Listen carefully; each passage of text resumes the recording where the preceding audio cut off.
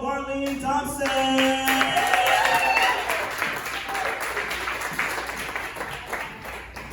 I was going to get up for Julio Ortiz. Oh, there was going to be some music playing.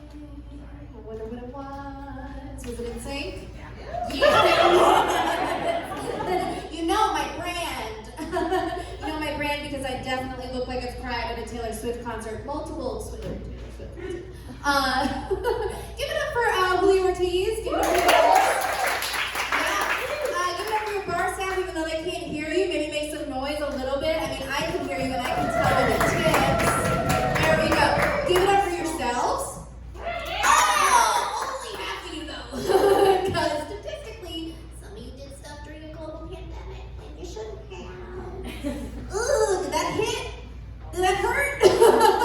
It hurt a little bit. I'll stand up as a journal entry now. So that's what it is. But here's the thing. Statistically, we know half of us, not us. I like to give us, let's say for the benefit of the doubt, I'm going to give us the benefit of the doubt, right?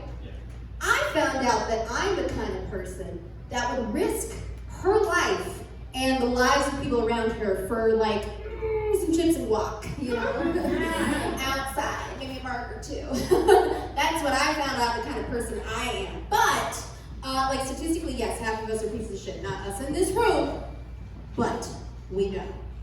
But I like to think of us as maybe an oat milk carton, right? You know what oat milk is?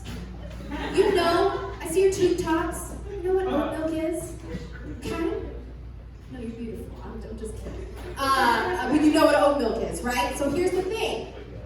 We finish our oat milk, we put it in our coffee, and we're like, it's done. We put it up to the sink, and we put a little cap on, we like shake it up and put some water in, we're like, I'm gonna clean it out for the environment. I'm gonna put it in the sink, and it's fine. I'm gonna put it in recycling. No, wrong move. You're giving the oat milk carton the benefit of the doubt. That shit's not recyclable. Yeah, one guy gets it. I watched that in a documentary called TikTok. That's how I found that out. Timothy's giving me flashbacks, y'all. It's giving me flashbacks. I had a moment of panic because I woke up suddenly because I had a dream that I cut my own bangs. And I do not have the forehead structure or the serotonin level to pull that off anymore. I do not have that. And I'm 35. In my 20s, I had bangs. I'm 35 now. And if you want to know my secret to looking this young, it's retinol and not laughing at men's jokes. So, and it saves me a lot of time and effort. But as far as like, I forgot what I was saying. Yes, so in my 20s, I made terrible decisions, right? I got bangs. What's another thing I did? Oh, I applied for a credit card to get free pizza. That's a thing I did in my 20s. I let too many men explain David Lynch to me. And I really like David Lynch. But none of us know what he's about, so it's fine. But I engaged in a lot of free therapy in my 20s. Do you know what that is? Free therapy is when you sit in your bathtub, fill it to the brim, take an edible and wait for it to drop and not cry. That's what free therapy is. You can laugh at that. But now I can afford therapy. I can afford therapy now, I'm 35. I can afford therapy like I can afford 2 trips to Whole Foods a year. That's how well I'm doing. I'm doing pretty well. But my therapist now also has a TikTok. That's right. She's got one of those therapy TikToks, and it's private, I guess, to teach me boundaries. And it makes me upset. And I was like, hey, Ashley, I don't understand why you won't let me look at your therapy TikTok. I feel like I could really benefit from it. And she was like, Marlene, if I let you look at my TikTok, what would you get out of our sessions? I'm like, well. Who's got the anxious attachment style now? I'm Ashley. It's you, Marlene, it's you. And I was like, okay, fair point. That's a fair point. But the thing is about therapy, how many of y'all go to therapy? Oh my God, not enough of you, but great job for some of you too. Oh, not enough of you. But the thing is about therapy, if you're scared, I understand the apprehension about it, right? We're all scared to talk to someone about our problems, about our issues, about ourselves, and like understand like who we are. We might be a shitty person or do shitty things, right? So here is, we're like, it's hard to even explain like how you're feeling. I get that, I do. But here's what I like to do. I found out a loophole, okay? The loophole is, you're on your Zoom call, your therapy call, eat some Taco Bell in front of them. Yeah. Some of you maybe have done that. I know I did that. I did that willingly at 1 p.m. in the afternoon of a Thursday to my therapist, and she looked at me and she was just like, do you want to tell me something? Do you want to maybe talk about your dead dad? I was like, I don't know, Ashley. Maybe I'm going to take another bite of my Crunchwrap Supreme and we can fucking talk about it then, huh? Because that's going to show you exactly how I feel. And she was like, never mind. Never mind, that's fine. You guys go on vacation recently? Somebody snorted. Jesus Christ. Like, you're in Asheville, sir. Are you on vacation? Are you on vacation here or are you just here? You live here. Great, no answer. Okay, awesome. Well, if you've been on vacation or know what that is, I went on vacation recently. I went to Charleston, South Carolina. It's a great town. I love that town so much. It's a great place to eat. It's a great place to drink. It's a great place to smell the piss in a parking garage because of the wealth gap. So, yeah. I don't know if you know this, but Charleston is a cursed town for good reason. For a lot of good reason. But when I went on a ghost tour, okay? I feel like we're in a haunted mansion now. So this is like supremely my shit. I really like it.